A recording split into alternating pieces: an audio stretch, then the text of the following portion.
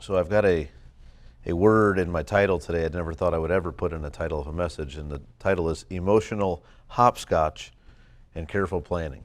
Emotional Hopscotch and Careful Planning. And that is my title for this message of the last half of Genesis 43. Emotional Hopscotch and Careful Planning.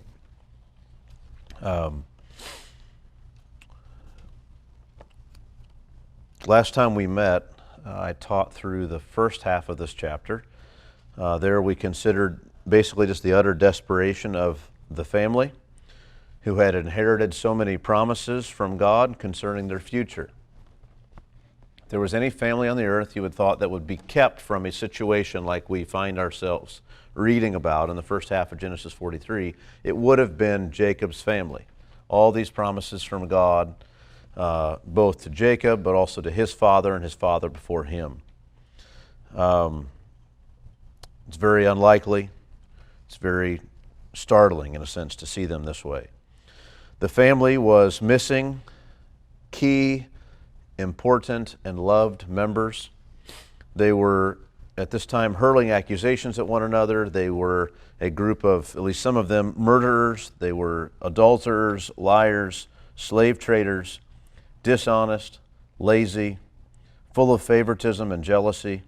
But added to all of that now was a tremendous amount of suspicion, mistrust, near starvation, overwhelming fear and sorrow, and the anticipation of being killed or made slaves for something they had not done, but which both they and their families will pay for with their very lives. It's a hard situation. Everything hangs in the balance. Jacob's sons might all return to him, except for Joseph, or he may see some of them, but not Benjamin, or he may lose them all. Really, anything in between this could happen as well. It's frightening, it's emotionally taxing, it's a rough situation, to say the least.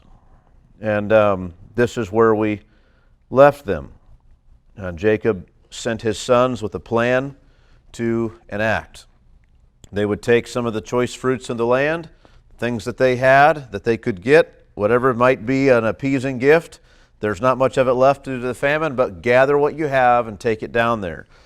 A little balm, a little honey, gum, myrrh, pistachio nuts, almonds, the choicest of things we have left.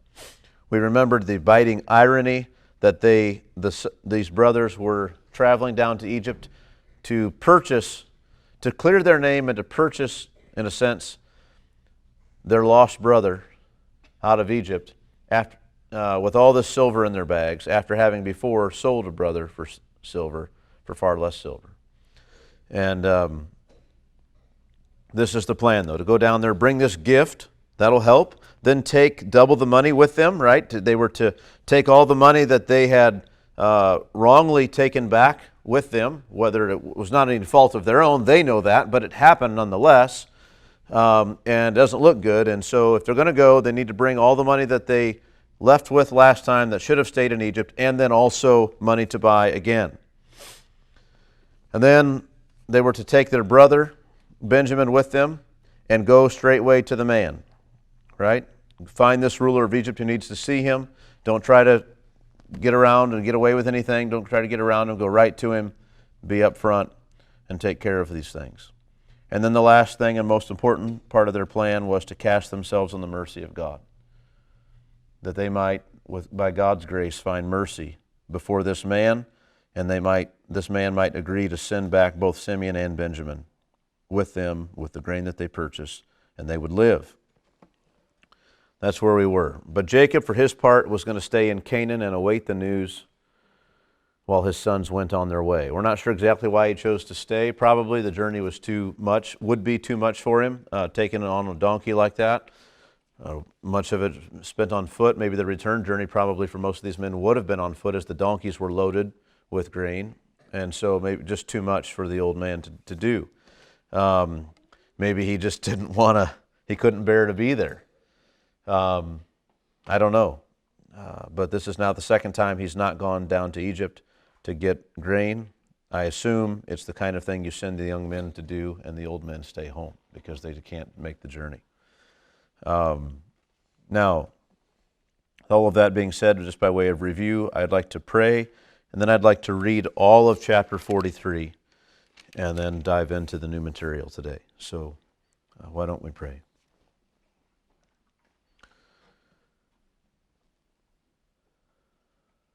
God, we seek your help today.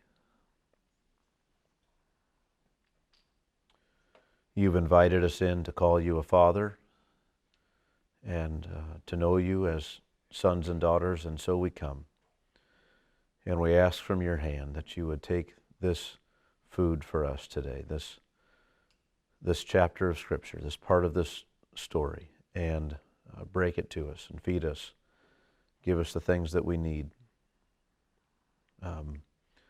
We want to be a people of the book and to be a people who know your word and know the God of your word. And surely part of that means this story that takes up so much of it would be thoroughly understood, appreciated by us. Its lessons would be appropriated in our lives. And so we ask you to help us to do that today. We pray these things in the name of Christ. Amen. Chapter 43 and verse 1. Now the famine was severe in the land, and when they had eaten the grain that they had brought from Egypt, their father said to them, Go again and buy us a little food. But Judah said to him, The man solemnly warned us, saying, You shall not see my face unless your brother is with you. If you will send our brother with us, we will go down and buy you food. But if you will not send him, we will not go down. For the man said to us, You shall not see my face unless your brother is with you. Israel said, Why did you treat me so badly as to tell the man that you had another brother? And they replied, The man questioned us carefully about ourselves and our kindred, saying, Is your father still alive? Do you have another brother? What we told him was an answer to these questions. Could we in any way know that he would say, Bring your brother down? And Judah said to Israel his father, Send the boy with me, and we will arise and go, that we may live and not die, both we and you, and also our little ones. I will be a pledge of his safety. From my hand you shall require him. If I do not bring him back to you and set him before you, then let me bear the blame forever. If we had not delayed, we would now have returned twice. Then their father Israel said to them, If it must be so, then do this. Take some of the choice fruits of the land in your bags and carry a present down to the man, a little balm and a little honey, gum, myrrh, pistachio nuts, and almonds. Take double the money with you. Carry back with you the money that was returned in the mouth of your sacks. Perhaps it was an oversight. Take also your brother, and arise, go again to the man. May God Almighty grant you mercy before the man, and may he send back your other brother and Benjamin. And as for me, if I am bereaved of my children, I am bereaved. So the men took this present, and they took double the money with them, and Benjamin. They arose and went down to Egypt and stood before Joseph. And when Joseph saw Benjamin with them, he said to the steward of his house, Bring the men into the house, and slaughter an animal, and make ready, for the men are to dine with me at noon. The man did as Joseph told him, and brought the men to Joseph's house. And the men were afraid because they were brought to Joseph's house. And they said, It is because of the money which was replaced in our sacks the first time that we are brought in, so that he may assault us and fall upon us to make us servants and seize our donkeys. So they went up to the steward of Joseph's house and spoke with him at the door of the house and said, Oh, my lord, we came down the first time to buy food. And when we came to the lodging place, we opened our sacks, and there was each man's money in the mouth of his sack, our money in full weight. So we have brought it again with us, and we have brought other money down with us to buy food. We do not know who put our money in our sacks. And he replied, Peace to you. Do not be afraid. Your God and the God of your father has put treasure in your sacks for you. I received your money." Then he brought Simeon out to them. And when the man had brought the men into Joseph's house and given them water, and they had washed their feet, and when they had given their donkeys fodder, they prepared the present for Joseph's coming at noon, for they heard that they should eat bread there. When Joseph came home, they brought into the house to him the present that they had with them, and bowed to him to the ground. And he inquired about their welfare, and said, "Is your father well, the old man of whom you spoke? Is he still alive?" And they said, "Your servant our father is well. He is still alive." And they bowed their heads and prostrated themselves. And he lifted up his eyes and saw his brother Benjamin, his mother's son, and said, "Is this your youngest brother, of whom you spoke to me? God be gracious to you, my son."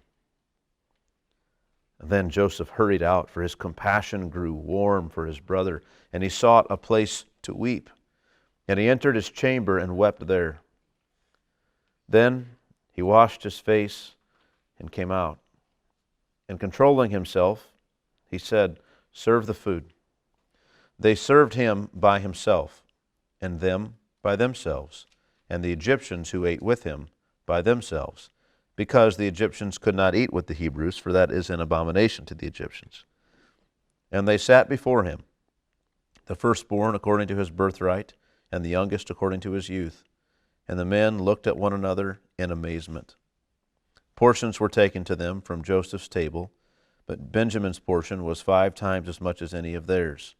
And they drank and were merry with him. All right. Well, so we've read all of the chapter. We've read the verses we covered last time, the first 14 verses.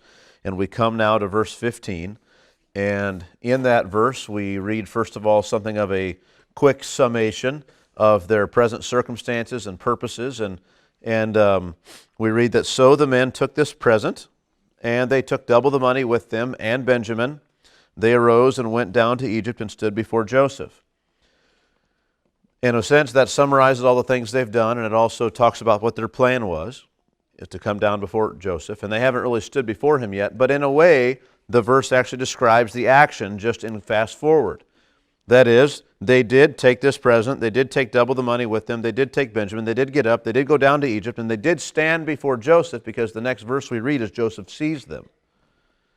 So it just quickly moves us right into Joseph's presence. And you could imagine the scene, or we could try to imagine. I don't know how confidently we could say we actually imagine what the scene looked like. But somehow Joseph is there going about his business of selling the grain and doing the things he's always been doing. The brothers come, they arrive in Egypt, and they know where he's been, or maybe where he's supposed to be. They inquire about him, and they go to the man. But before they are given audience with him, when he sees them either next in line or they attempt to come in, he just sends them away, right? When Joseph saw Benjamin, verse 16, with them, he said to the steward, right? He says to the steward of his house, "Bring the men into the house and slaughter an animal and make ready, for the men are to dine with me at noon." So he just, of course, he says that in Egyptian and they don't hear it. But so they're immediately sent away. So what a welcome they were given, right? They come in, they're getting close, they're anticipating their time to speak to him, and he gives orders and they're sent away somewhere else. And it's terrifying. Now, so we can talk about that, but I want you to think about, again, the message today, emotional hopscotch and careful planning. We've heard a little bit about some of the careful planning, even on the brothers' part and the father and Jacob's part. They have all this plan to bring all these things to try to win the favor over of this ruler in Egypt who's so hostile to them. They're seeking a way to do that. They've been carefully planning. We will read in a little bit about Joseph's careful planning. But for right now, I want to turn to this matter of emotional hopscotch. And we all were familiar with this kids' game of hopscotch, right? There's all these different squares, and you jump 1 foot, 2 foot, 1 foot, 1 foot, 1 foot, 2 foot, 2 foot, whatever. It's all different, and you're constantly, everything's different. Whatever you land on, you're not there for very long because you've got to get off to something else. And you're going to have to stand differently and land different and jump different every time you go around. And what I mean by emotional hopscotch is that there are so many strong emotions that have to be running through these men at this time that it is exhausting. I mean, it's one thing after another. And let me just read for you some of these things. You could imagine the differing emotions rising up again and again among these men. Hope that Simeon's still alive and that we'll be able to save his life. Fear of punishment for things we have done. Fear of punishment for things we haven't done. Sadness for the possible fate of their families in Canaan. Guilt over past sins. Anger, perhaps, even at God. Or anger at themselves. Or anger at the ruler of Egypt. Or anger at their father. Or wonder and amazement at the way the Egyptian ruler had questioned them. Or at Jacob's reluctance. How could Jacob be so reluctant to send Benjamin? Or at how everything in their family became so upside down so quickly. Or perhaps they are full of trust in God to protect them and give them favor. And then that turns into bewilderment over in attempting to make any sense of God's promises to their ancestors. I mean, what is any of this going to happen? Sorrow over past sins, love for their families and longing for them. On and on it goes as each one's feelings just run the gamut for themselves, while also occasionally, as they're down playing their own little emotional hopscotch, they run into one of their brothers playing his own game, who out of the overflow of the emotion says, I can't believe we're in this situation. And they happen to, whatever one of these things is most on their mind at the time, they begin to talk about. And so the few of the men talk about it, and they're off on this thing. And then this goes quiet again on their journey, and they all begin to think about their own scattered emotions. And it's just impossibly difficult on this whole trip.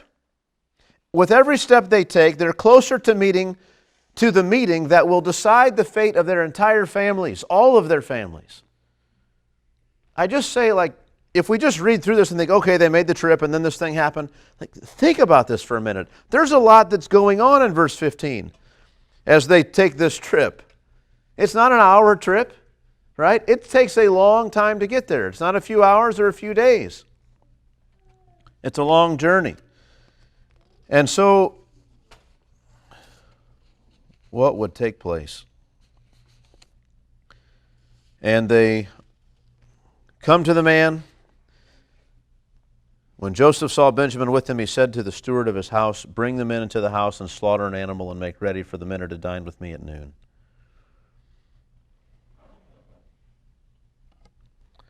Now there are, in these next verses, 16, 17, or 17 and 18, we will read about two different ideas about this meeting that they're going to have. Let's look at verses 17 and 18. The man did as Joseph told him and brought them into Joseph's house. And the men were afraid because they were brought to Joseph's house. And they said, "It is because of the money which was replaced in our sacks the first time that we are brought in, so that he may assault us and fall upon us, to make us servants and seize our donkeys." So when the men come before Joseph, he immediately recognizes them, and rather than see them right away and tend to their business, he has them sent out of the area to his house or to his compound where he lives, where he will meet them.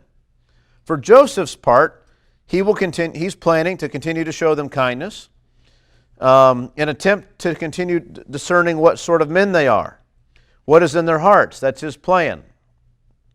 And he wants to send them off to his own house where he's done some of this before, and he's going to continue to do it there. He'll confront them again with the issues of favoritism and jealousy by being overly good toward Benjamin. Just lavish it upon Benjamin. Everything he says and does, it's like, oh, Benjamin's the best. And just see how they react. Right?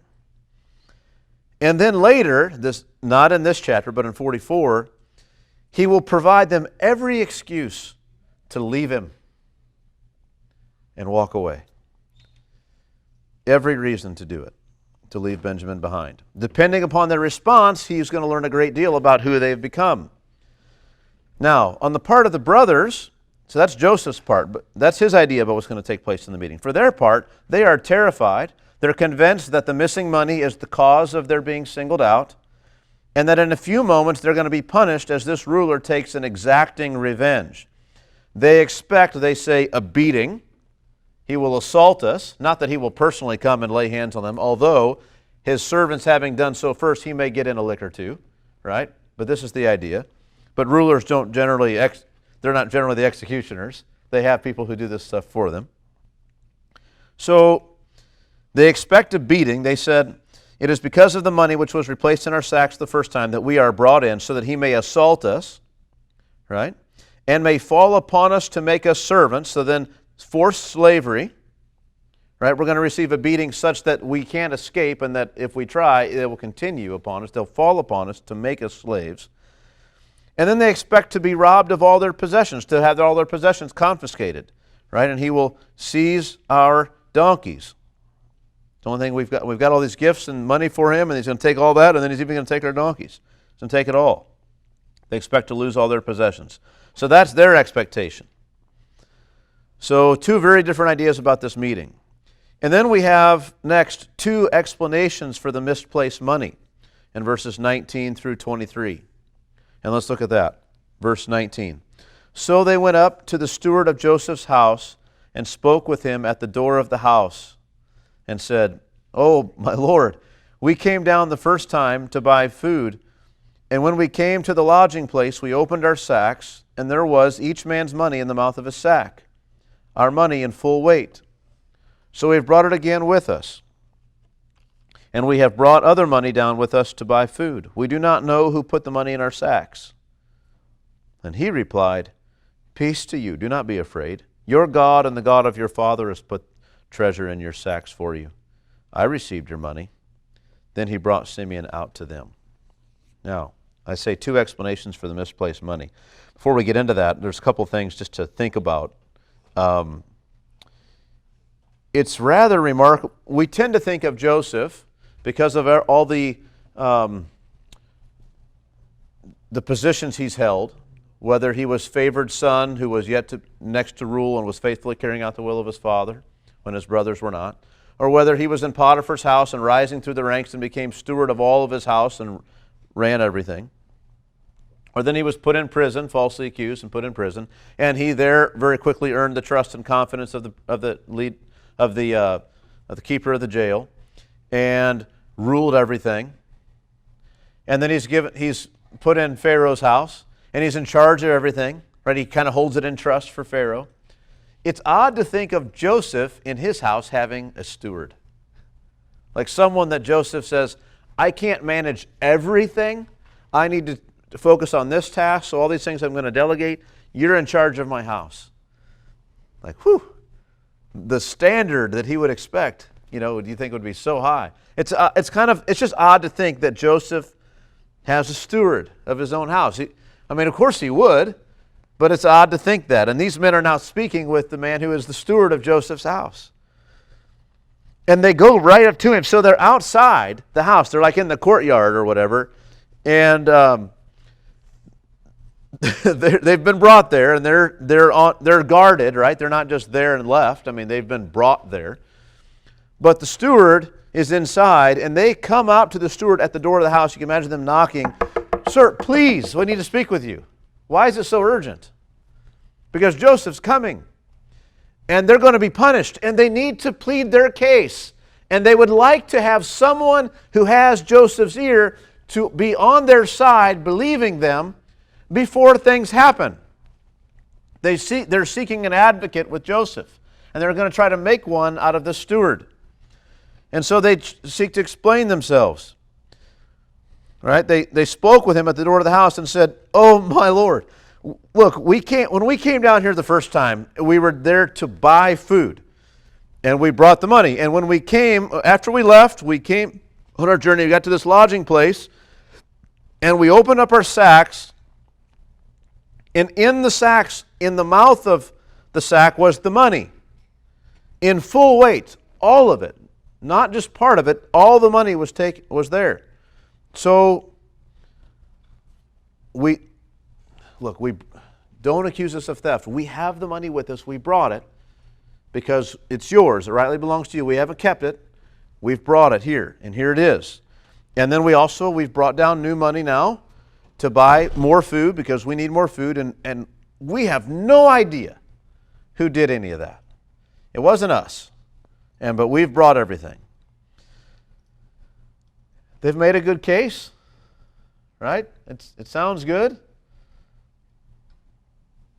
I mean, that's what you expect if you were a business owner and you sold something to someone and then they left without paying. You think, gosh, dang it. And then if they came back in the next time and didn't pretend like it didn't happen, you think they did it on purpose. But if they came back and said, hey, listen, the last time I was here, I bought this. It was $5 and whatever, and so here's $6. Here's the change, and then I brought, and obviously whatever I buy today I will pay for. Oh, okay. I mean, it's reasonable. It sounds good. So this is where we are. They attempt to assuage the wrath they think is coming their way and explain their innocence to someone that the ruler of Egypt already trusts. The hope is that he'll pass on the good word, and he'll run interference for them with Joseph before the hammer falls. And so this is their explanation of what happened. We don't know. We tried to pay, and then the money was there, and so we brought it back. We didn't steal it. Honest, right? The steward of the house replies with another explanation. He says, first of all, he speaks peace to them. No worries, fellas. Peace be to you. It's all good. We're fine. Right? Don't be afraid. And he finishes with, I received your money. Right? But this explanation in the meantime, your God and the God of your father has put treasure in your sacks for you. Is curious. It's so strange that this Egyptian would say, your God and the God of your father has done this. What does he know about their father? And in trying to explain this, there's a couple of options, and maybe there's more options than I've thought of. I'm sure there probably are. But on the one hand, you could imagine a situation where Joseph is a different sort of master than most masters. He's been in the position of servant and steward. He knows what that's like. And as someone as a steward naturally gets to know their master very well, Joseph might open up about more things than is typically done. And it could very well be that this steward, while he doesn't know everything, knows something about the God that these men serve. Your God and the God of your father. It may be that this man himself, the steward, himself believes and is testifying to them that their God and the God of their father has in fact done this.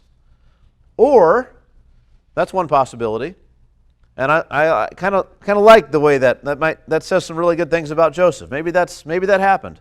That this man himself has learned enough about God and His promises after speaking with Joseph that he himself believes that. And also remember, Joseph has himself said, and he has not been shy about this at all with the Egyptians, that this famine, both the years of blessing and the year of famine, were something God was bringing, and that God Himself had declared what He was going to do. God had brought a message and a way that they might escape it all, and this man has been steward of Joseph's house, the man who continually credits God with all of these things. And so the man may have just been converted. He may simply be someone who says, well, I'm following Joseph's God. And he knows these men come from that place or whatever. Maybe they have a bracelet that has a similar marking or whatever it may be. And he says, look, it's your God and the God of your father is the one that's done this. Could very well be. It could also be that Joseph told the steward to tell them this. That's very possible. That he doesn't know, he's just doing what he was told. Right? I mean, Joseph doesn't seem to be doesn't strike me as I read through any of these things to be the guy who does anything just halfway. It's very possible that every bit of this, listen, when you go, if they try to explain anything to you, listen. If they say anything about the money, if they don't say anything about the money, let me know. But if they say anything about the money, you need to tell them that God is the one who's put it back. Which is a little bit strange in one sense because it seems on one level to be something of a lie. Joseph ordered his men to put it back, right? Joseph ordered his men to put it back. So,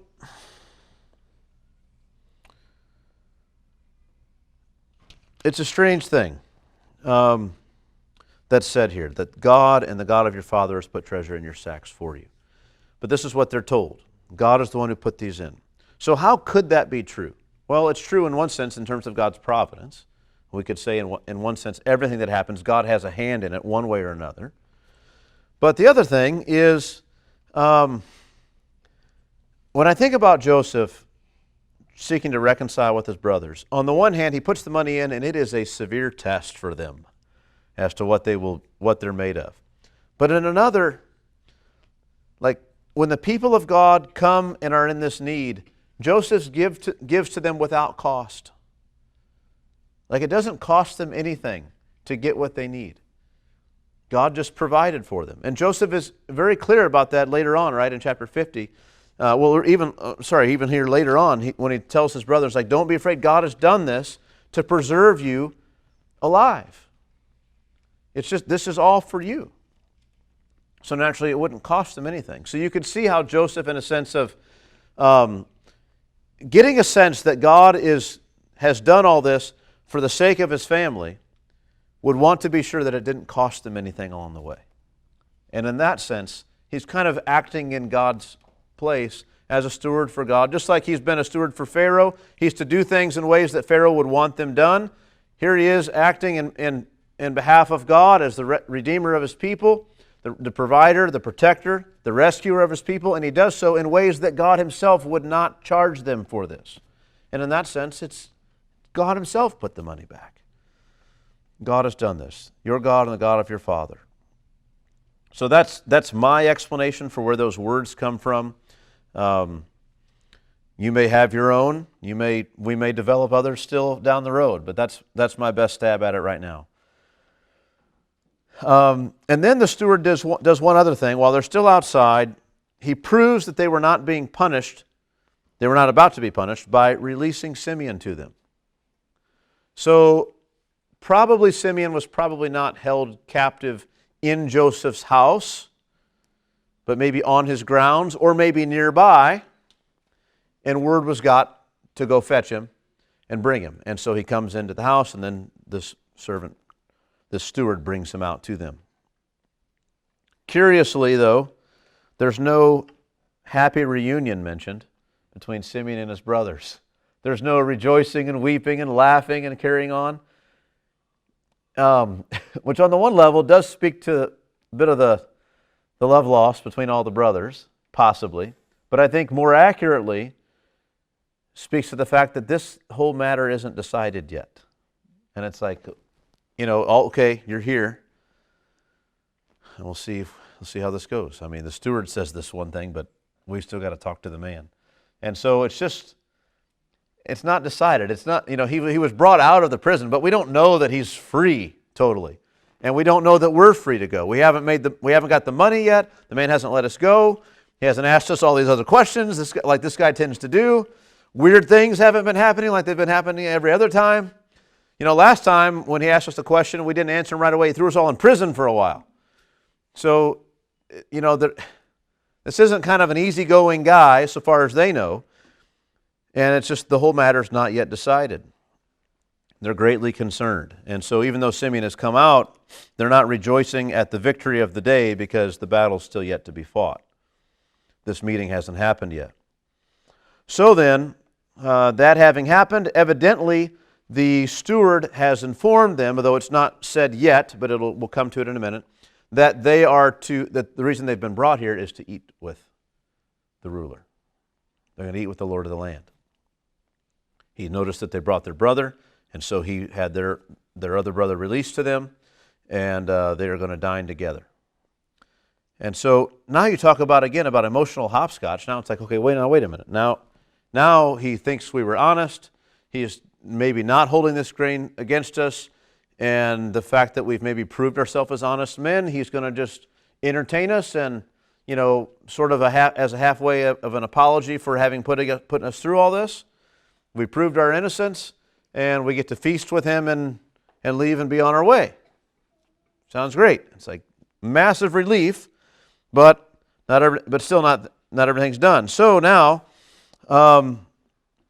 verse 24, the brothers make careful preparation of their gift. And when the man had brought them in into Joseph's house and given them water, And this is, I don't think, still in his household, the physical structure, but rather they're still on the grounds. And had given them water, and they had washed their feet. And when he had given their donkeys fodder, they prepared the present for Joseph's coming at noon, for they heard that they should eat bread there. When Joseph came home, they brought into the house to him the present that they had had with him, and bowed down to him to the ground. So the present was all being prepared outside. So they get word there to dine with him.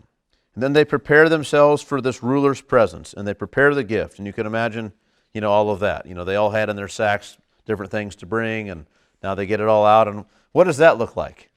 Do they put it on a little cart, a little table? Did they find some fine little, some plants around Joseph's yard and trim them and put some flowers around it? And how do they arrange it? Take the sack and with some of the grain and open it up a little bit. Take a bit of honey and pour it into a small bit to, out of one jar into a smaller container to dip something into, or whatever it is they're preparing. I don't know how you prepare this gift, but they've got a lot of it. And as much as they could get together here, and they have brought it, and they spend some time preparing it. It's interesting, isn't it? I mean, they're told, okay, at noon, so they've got a few hours, and it is some time, because it's enough time for the steward to get home, to give orders and make sure that everything happens, that an animal is slaughtered and made ready and prepared for food. So it takes a little time. And during that time, they are spending their time preparing this gift for the ruler's presence. Now, when Joseph came home, they brought into the house to him the present that they had with him, and bowed down to him to the ground. What does that look like? They've prepared it. They present it to him. I mean, you just say, here's the gift. Figure out what it is? No, you say, listen, Master, Lord of the land, we've brought you a gift. We've brought honey, fresh from the hillsides of Hebron. We've brought this. You need to tell them all about these great things that you brought, the choice fruits of the land, right? To convince them what a great gift you've brought. You have to do this. You can't just set it out there and say, here you go, stuff. Like, you have to tell how great these things are. Otherwise, it's not known, right? Does this make sense? And so, as you could imagine, as they're telling all about it, Joseph is like, oh, I haven't had that honey in more than 2 decades. That was good. That was my favorite. Oh, I haven't seen that plant. They don't have that in Egypt. And all these kinds of things. Just keeping his composure. Don't reveal who he is. But he hears all these things. And you don't hear any response. He doesn't thank them for the gift. It doesn't say, and he partook of the gift readily or hastily or anything. That's not his concern. He doesn't care about the gift. He's concerned about the condition of these men's hearts. He wants to reconcile with his brothers, not receive their gifts. Right? He wants them, not their stuff. And so he, in verse 27, he pays no attention to the gift, but asks rather about their father. And he inquired about their welfare, so maybe how their trip was or how their journey was, something like that way. But he also says, is your father well? The old man of whom you spoke, right? Is he still alive? And they answered, your servant, our father, is well. He's still alive. And very curiously it says, and they bowed their heads and prostrated themselves again. Right? They present the gift, they bow down, they've kind of said their thing, and then he asks them these questions, and they're like, they didn't expect that. They thought he would respond about the gift. So they answer his question, and they bow again. Right? Bowed their heads and prostrated themselves. They get flat out on the ground in front of him. They mean to make sure they understand, or he understands, that they are honoring him and they're at his mercy and they know it. Joseph makes no mention of the gift.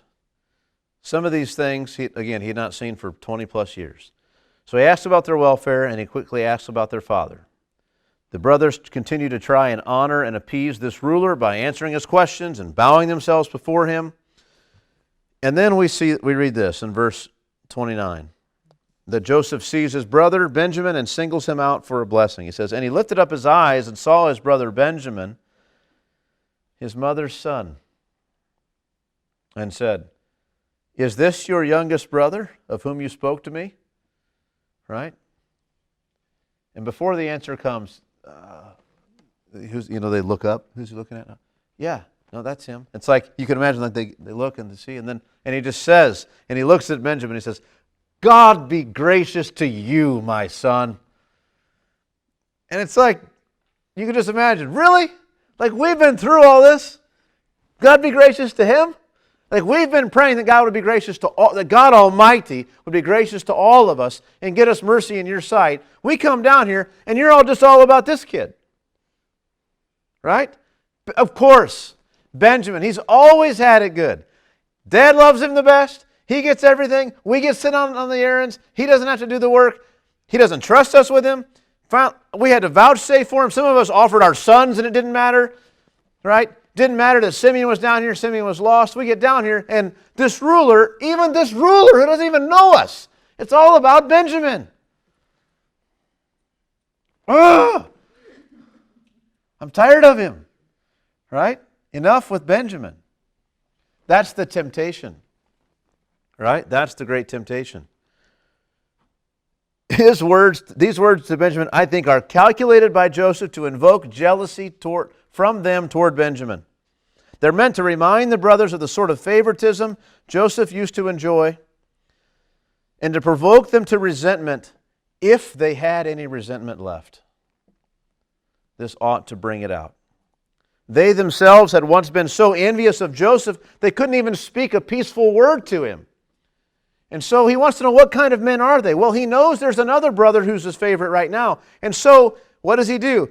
He puts them in a situation where he has to see them experience this favoritism again in front of him, and he can see what happens. You see?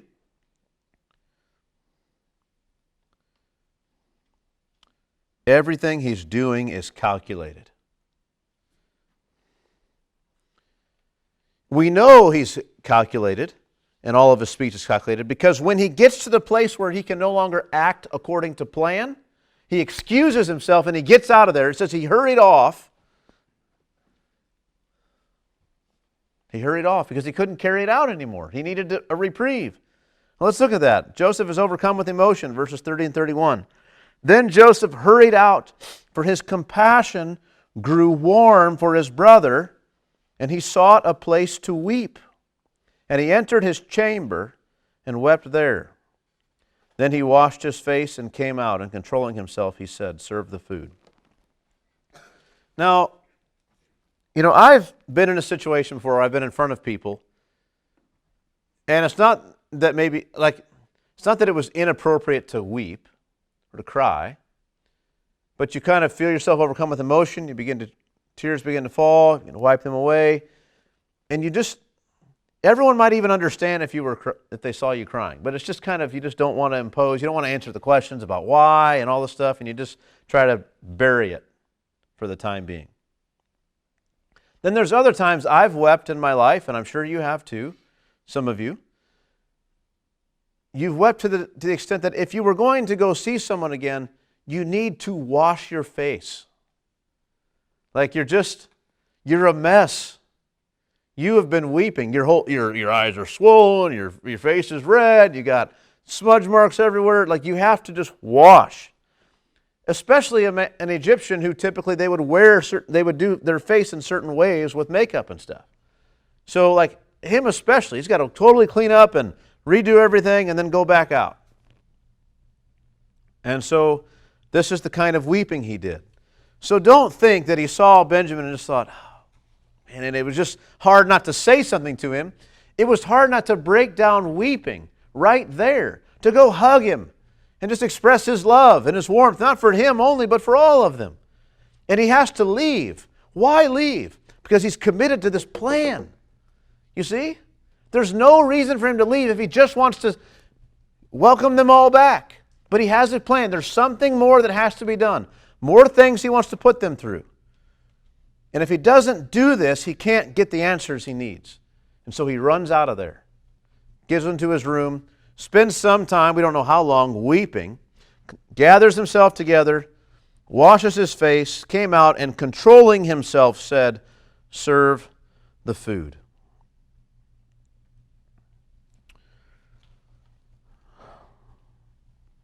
Notice also, it doesn't, when he enters this chamber to weep, it doesn't say he did so out of sorrow for his own, for all that had happened to him.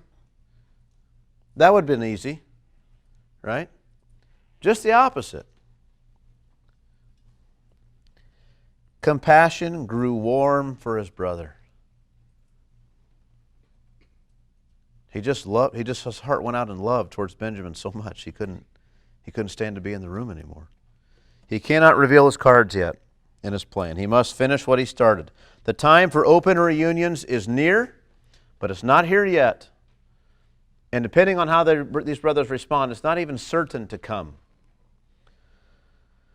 And so that leaves us then, he said, serve the food. And we find ourselves reading about a most unusual dinner. Right? A most unusual dinner. Verse 32 and 33. Think of this now. Think of being invited over to someone's house, but they won't eat with you. This is so strange. Come for dinner. You over there. It's like, what are you talking about? So they served him by himself because he's the ruler. He doesn't eat with these people. And them by themselves, and the Egyptians who ate with him, sort of, by themselves. Because the Egyptians could not eat with the Hebrews, for that is an abomination to the Egyptians. And they sat before him, the firstborn according to his birthright, and the youngest according to his youth. And the men looked at one another in amazement. So the social dynamics that are maintained here are amusing to read about, right? Here's the ruler of all of Egypt, and he has these Egyptians. You can imagine the daily routine. These Egyptians who are under him, and yes sir, no sir. They take their absolute every order from him, right? He sits down to eat, right? And they all serve him the food first, and he gets what he wants. And then what he passes on, what he's not going to eat, goes on to them, to the Egyptians, to their table. Why can't they all eat at the same table? Well, because he's unclean to them. It's so strange, right? You could imagine, the one who you say, yes sir, no sir, and if he just says, off with your head, it's off. Anything he says, no one moves hand or foot apart from his command in Egypt. This guy rides around in a chariot that you prepare, right? While people shout out, bow the knee, and everybody bows. And when you come over to his house for dinner, you're not willing to eat with him because he's unclean. This is crazy. It's like what we find in the New Testament with the Jews towards the Romans. The Romans are in charge, but the Jews, they're not eating with them. They're unclean. They'll, yes sir, no sir, we'll follow your laws and do the things you ask us to do, but we are not going to eat together. It's an abomination to us to do that. And these Egyptians, it's this way. The reason there's 3 tables, right? Because they won't eat with Joseph, nor will they eat with these others that are Hebrews. You can imagine Joseph's brothers just bewildered, at all this that they see. It seems like not, to them you wonder, are they aware? Obviously they can see that the Egyptians want nothing to do with them. But are they aware that that's part of what's at play here between Joseph and the Egyptians? Or do they think it's just pomp and circumstance, that this guy is just, I'm in charge, I have my table, serve me everything, and then the rest of you? Do they see that that's the only dynamic? I don't know.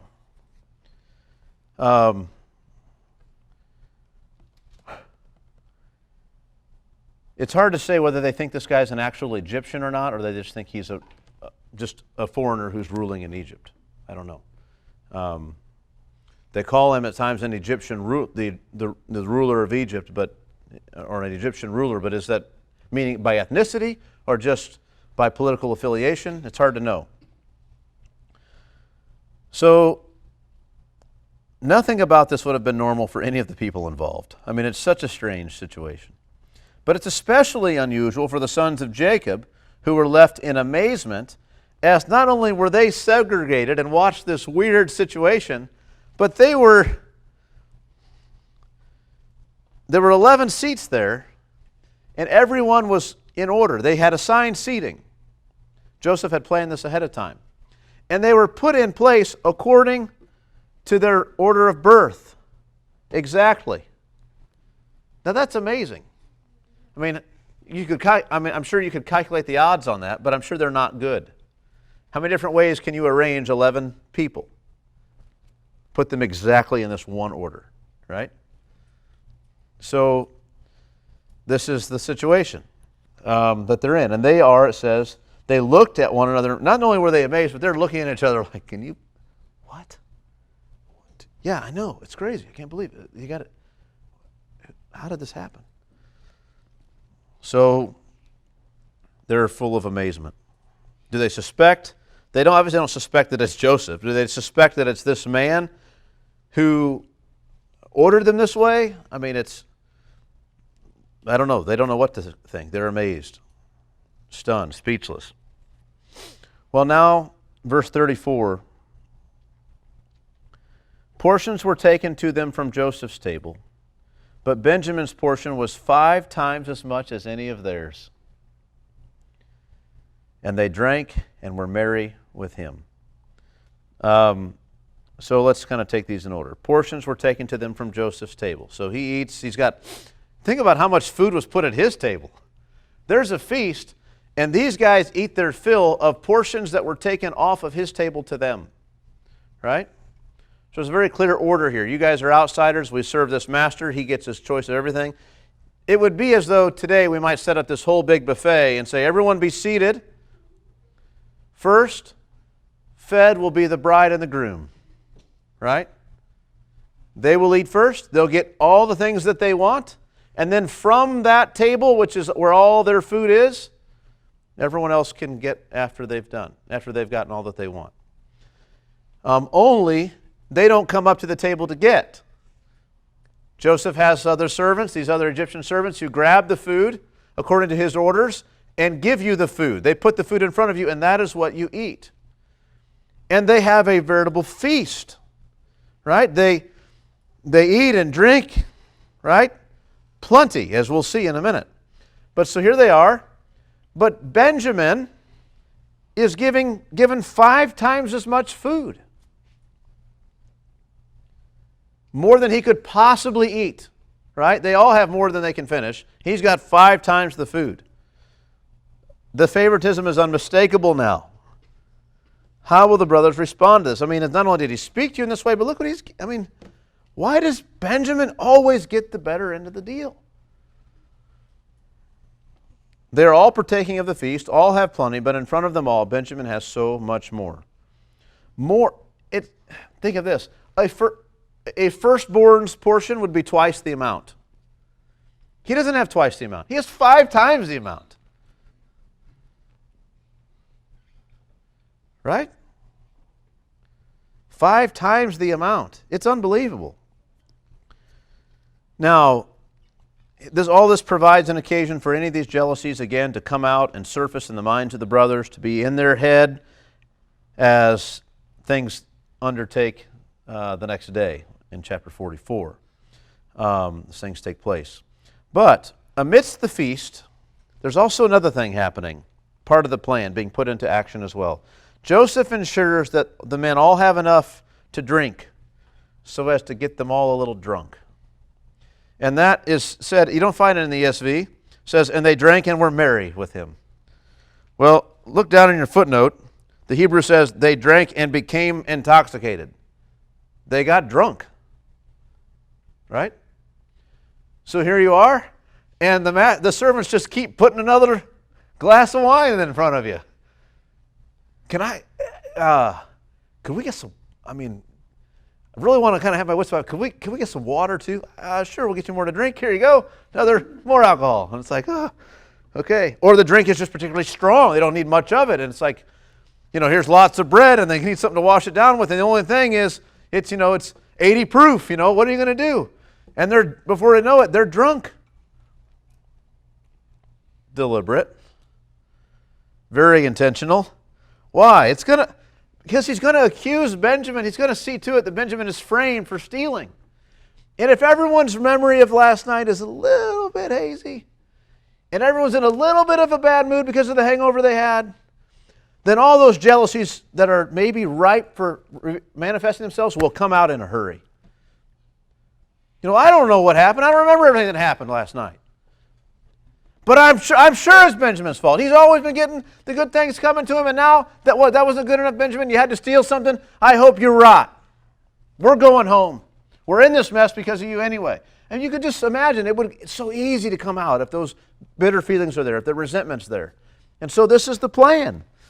So portions were taken to them from Joseph's table, but Benjamin's portion was 5 times as much as any of theirs, and they drank and were drunk and became intoxicated with him. This is what happened.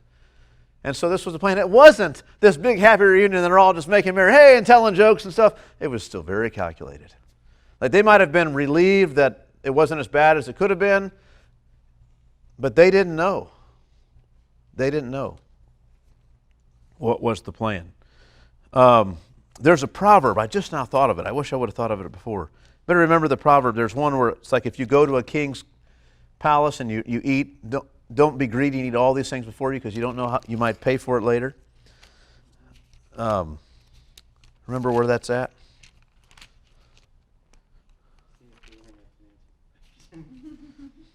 I can see it on my page. I know what column it's in and where, but yeah. Maybe Proverbs 23. Yeah. Verse 1. Proverbs 23:1. When you sit down to eat with a ruler, observe carefully what is set before you, and put a knife to your throat if you're given to appetite, right, to eating tons of things. Do not desire his delicacies, for they are a deceptive food. Right? They are deceptive food. Think of that. Put a knife to your throat if you're given to appetite. Do not desire his delicacies, for they are deceptive food. This is a picture of Joseph right here. I mean, here, boys, eat up, drink up, and notice how much Benjamin's got. Everybody pay attention to that. God be gracious to you, my boy. Such a good-looking young man. Boy, you put these others to shame. Here, wear a robe, right? I mean, it's like you could just, what are all the things that are happening here for Benjamin? And then he's making these guys drunk on top of it because he has a plan. He wants to know what they're made of.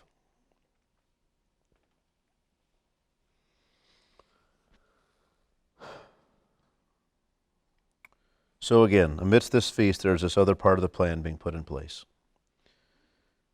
Make them all a little drunk, a little hazy about what happened the night before, and a little short-tempered the next day. And see how things react, how they react to the rest of the plan in the morning. All right. So, just by way to conclude, I don't have a whole lot to say here.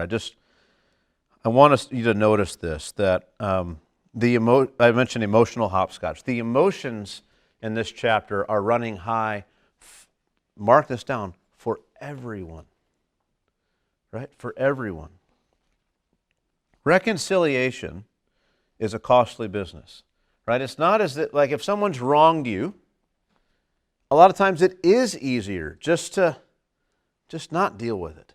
Just let the relationship be broken. Just forget it. Because it's so much work to dig all that up and to relive all this stuff and to get into the emotions of all this again and to feel all this and to speak with them about it. Because you have to open yourself, it's like maybe they hurt you in some way. You have to open yourself up again such that they could hurt you in all the same ways afresh. It's hard. Just bury it. Just pretend it didn't happen. Just ignore it. But you're not reconciled. There's just this barrier, right? I mean, Joseph is torn up. He has shed tears, lots of tears, not just in this scene, other times as well. Remember, he had to excuse himself when he saw his brothers the first time, and he's got to excuse himself now when he sees Benjamin. It's not only Benjamin that he cares about so much. He might love Benjamin more because he was his brother. Like, what? Of course he loves Benjamin more. He was the only one, like, everyone else hated him. He's the only friend he had. And so he loved him. This is hard work. And he's controlling his emotions. He's got to be so careful in what he does. And now for these men, they're not really about reconciliation yet, totally. Although it seems like we've been seeing them in process of reconciling with one another and of reconciling their own consciences and their lives with the deeds of their past. The time will come soon where they just receive forgiveness. But for now, Joseph is learning what these men are like. And in order to demonstrate their repentance in their life, it is costing them a lot.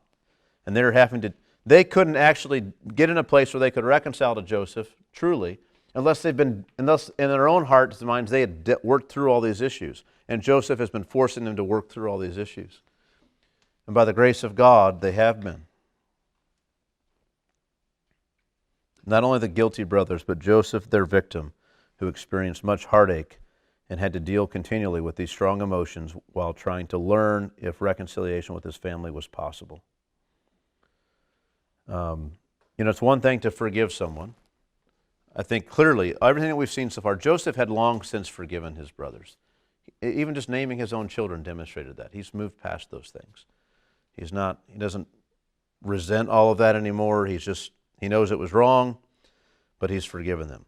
But this is something different. This is reconciliation, and there are conditions to reconciliation.